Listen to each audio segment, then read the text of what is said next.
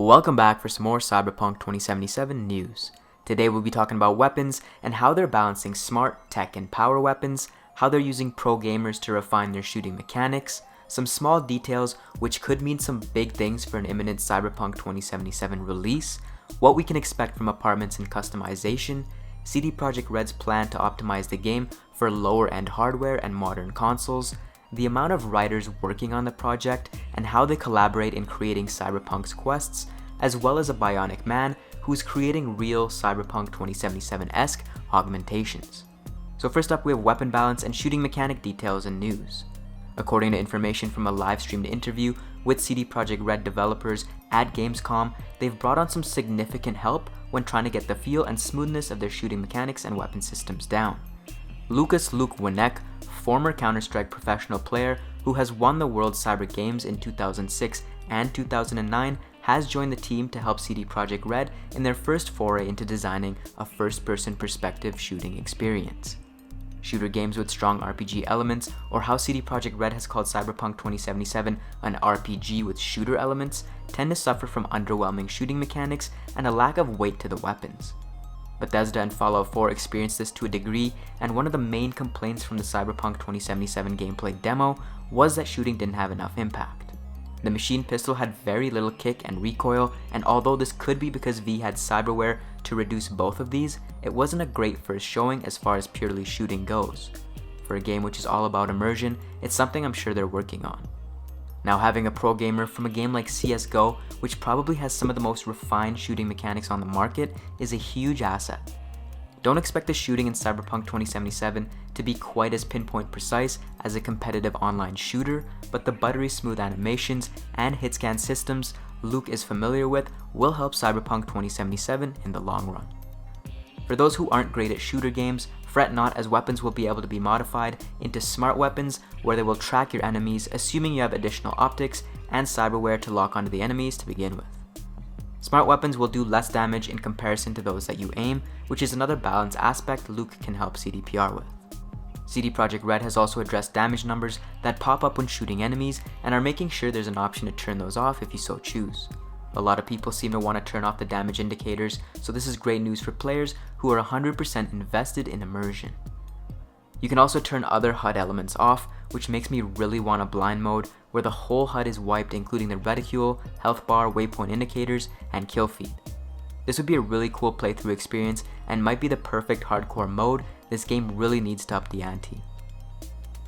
Next up, we have details via Twitter that could tell us just how close to the end CD Projekt Red is on Cyberpunk 2077. First, we have CDPR releasing a job listing looking for an automated test engineer. Now, some may take this as, wait a minute, they're still hiring people for working on the game, they must be far away from completing it. Realistically, this might mean that they're hiring staff for their final phase of the game, which is solutions for automating the debugging phase. This is usually the final step before a game goes gold and is ready for release. They've also been looking for a cinematic cutscene designer as well, which is again generally a final phase step for game development. We also have Kyle Rowley leaving CD Projekt Red to join another game studio. Now, he was a designer at CD Projekt Red, so this can mean he's no longer needed on the game in terms of overseeing development or anything of that nature.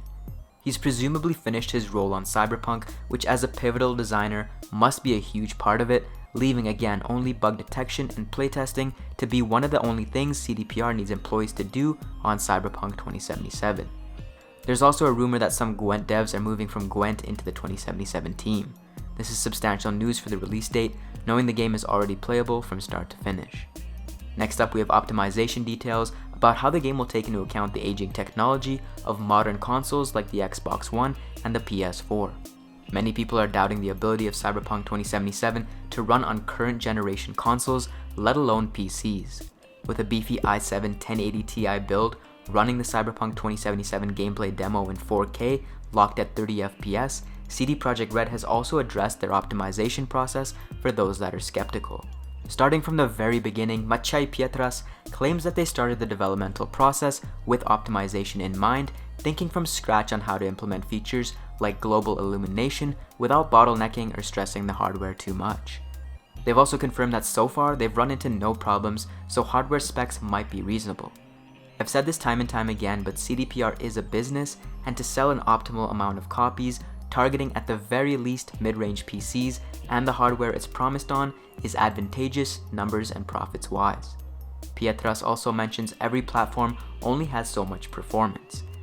He also mentions you can distribute where you want to route this performance, whether that's in larger cityscapes, more destructibility, more NPCs, better lighting, or more complex AI. This is a task CDPR feels like they're ready for, and by the way the gameplay demo looks, I'd say they've struck a meaningful and impressive balance. Pietras also mentioned that they're always looking for new technical features to implement to speed up work and lower costs for Red Engine 4, the new engine that they're using for Cyberpunk. They're actually starting to dabble in AI-generated workflows, so this could be something that not only helps with optimization, but will make production and development more streamlined, meaning a potentially earlier release window. All their demos so far have been running in real time, so CD Projekt Red is not hiding anything.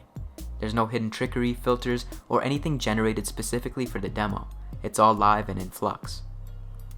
Next up, we have news on apartments, mega buildings, and the upgradability and customization of our dwellings.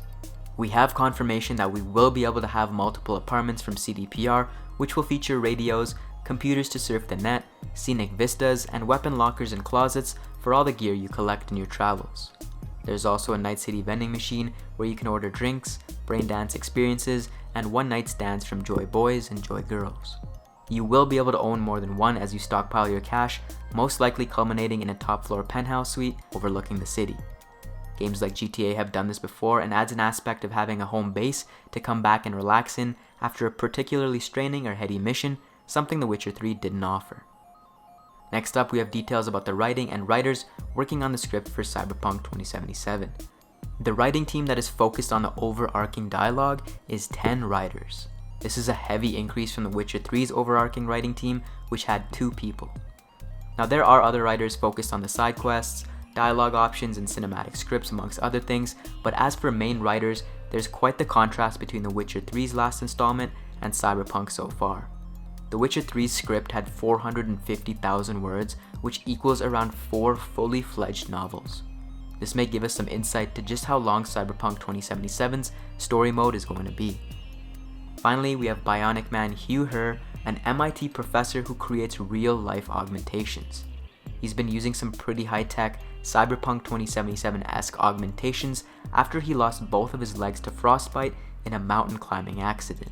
After the accident, he took it upon himself to manufacture cybernetic leg replacements that he can control with his mind. Signals from the brain are sent to the processors in the cybernetic prosthetics, allowing him to run, dance, and jump. Now Hugh Herr is somewhat annoyed by the portrayal of augmentations by the media, movies, and in gaming, stating that mostly good things will come out of this technology, like ending disability, disease, and human suffering. In other words, he doesn't see the dark portrayal of the augmented future seen in Cyberpunk 2077 and Deus Ex. While I do agree it's largely going to do good, the regulations of these and the governmental bodies and policies behind these, not the augmentations themselves, are what will lead to a cyberpunk-esque future if we somehow enter that territory. Piggybacking off of the Bionic Man, Deus Ex actually has a branded prosthetic made for an amputee, so CDPR, whenever you're ready, I'll take one Cyberpunk 2077 branded Mantis Blade augment to perch myself on top of tall buildings or trees anytime. Thanks for watching guys, and remember to subscribe and join the notification squad.